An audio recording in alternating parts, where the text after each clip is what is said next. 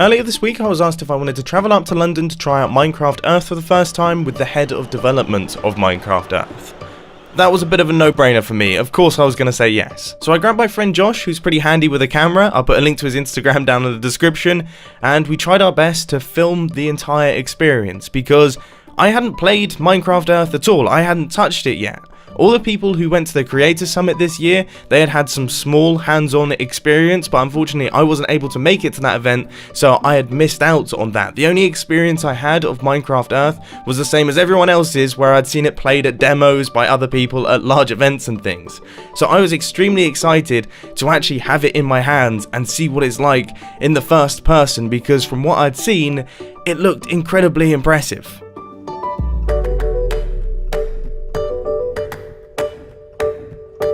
Despite getting lost multiple times, all entirely my fault, we managed to make it to the meeting location 3 hours early because, once again, entirely my fault. I thought the meeting time was a lot earlier than it actually was. Yeah, I wasn't doing that well that day, so I thought we'd take advantage of this by actually getting some hands-on experience with the game a little bit sooner. I had the beta loaded up onto my phone, so I opened it up and I thought it'd be a good opportunity to gather some resources around the park.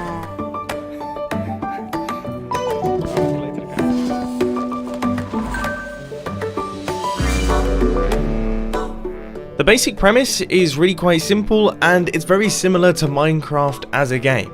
You have to go out exploring in your local area, gathering up resources that all end up in your inventory, and then you can take those resources home and use them in your build plates. Now, to explain what a build plate is, it's essentially an area in which you are able to build the things that you've gathered.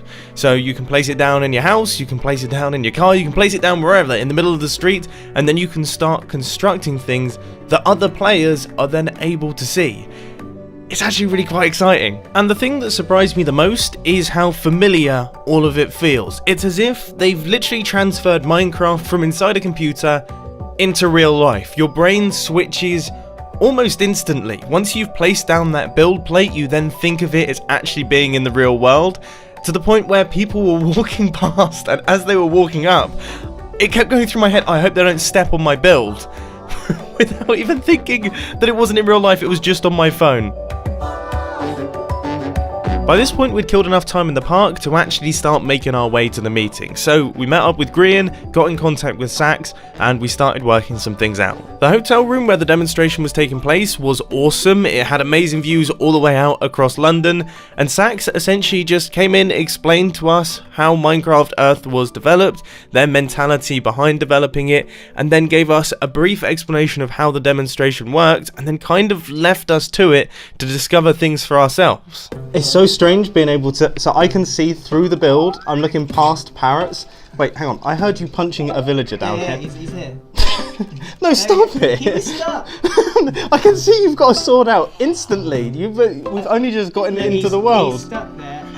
He's got to go. Alright, well I'm gonna work on these parrots. So if I go up here, I can actually free. Oh my goodness. I get these blocks back, these are mine. Yeah, I know, so you get the glass back. And then I'm gonna... No, wait! No, so you've done nothing but kill the things that are in... They're all gone! I just dug underneath and there's a little thing. Oh, is there? There's a little secret. Oh, there's a basement. The basement. I can't actually go down there, I can sort of...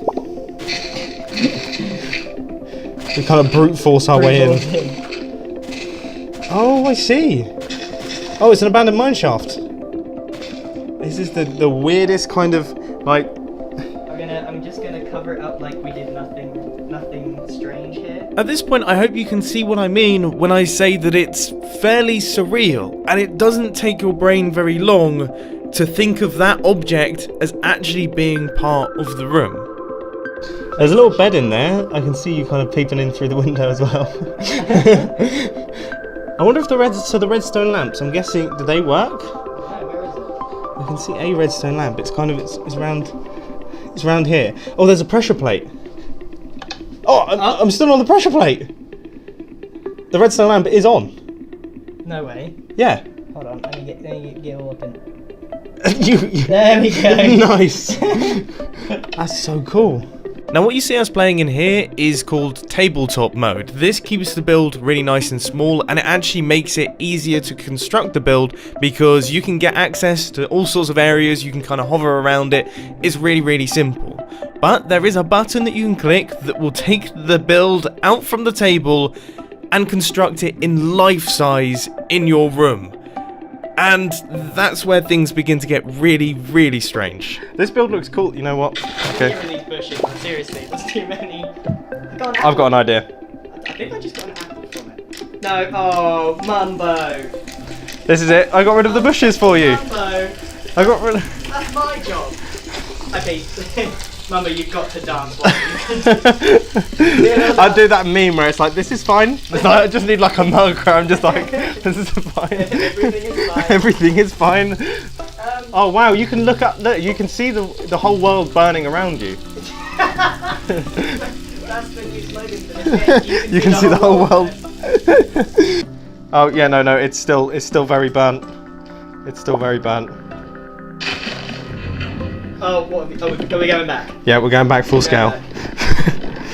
That is such a cool effect. Oh, it's the best animation ever, isn't such it? a cool It coming out animation. and just being like... Hold on, let's put some pics down. But just like the real Minecraft game, it's not all sunshine and rainbows, there is also some hostility involved, and that's where the adventures come in. Now we were able to activate this manually because we're doing the demonstration, but I believe that when the actual full version releases, these things will activate in hotspot areas so players can get together to try and defeat the things that are attacking you and also gather up lots of loot. However, don't hold me to that because, as you know, yeah, I'm not particularly good at remembering important information. Anyway, it was a lot of fun. I'll do the honours. There's a little button here somewhere. And now we have spiders behind us. With no eyes. Do yours have eyes? No, mine don't have eyes. Right, I'm charging in. Wait. We got it. Dude, that was right underneath my feet. Wait, we need a bow. Get out of here. This is the strangest thing. This is just in a room. Is it at the bottom of a... Gotta angle it. Yeah, I know. You have to like kind of look around.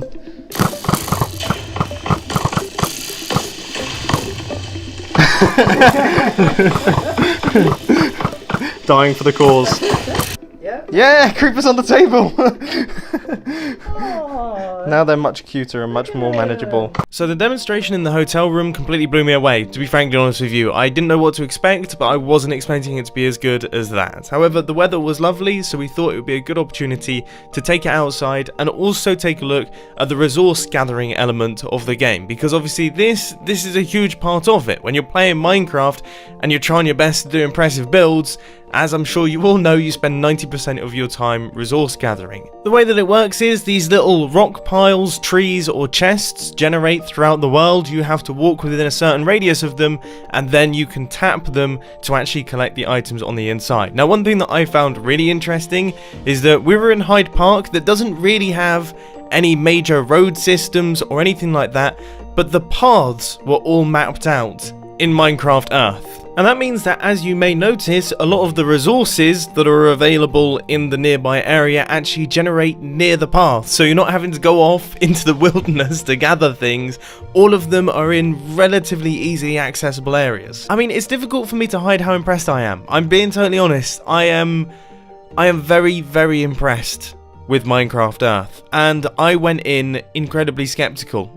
I mean, I'll be honest, you know, when I first saw those launch trailers and when I first heard it announced, I thought, oh, that sounds cool, but I thought it might be a bit gimmicky and maybe something that you'd enjoy for 5 or 10 minutes and then eventually you put it down and you'd never open the application again. But I can see that this game has got enough depth to it to actually keep you coming back for more.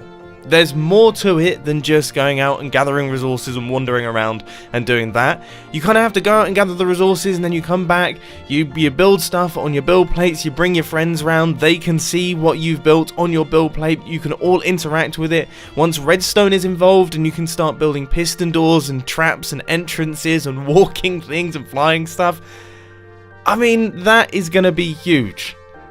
And I just can't wait. I can't wait for it to release, and I can't wait to see yeah, what everyone does with it. Seriously, I'm so excited about this. I really am. So I hope that you've enjoyed this little first impressions video. Thanks for watching, and I'll catch you in the next one.